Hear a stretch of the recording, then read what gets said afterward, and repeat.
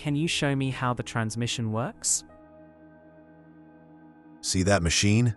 I'll show you how the transmission unit works.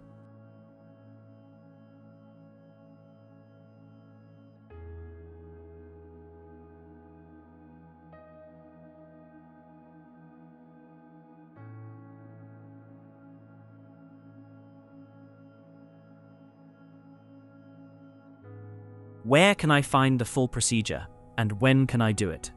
Full procedure on page 12. Never with the engine running.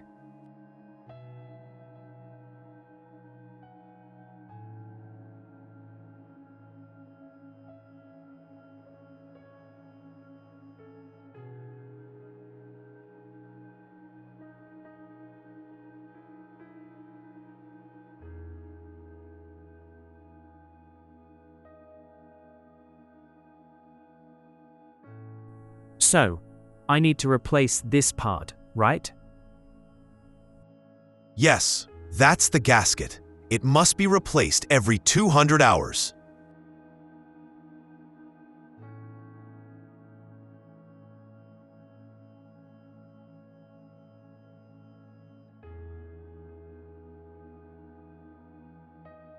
In what order do I assemble the parts?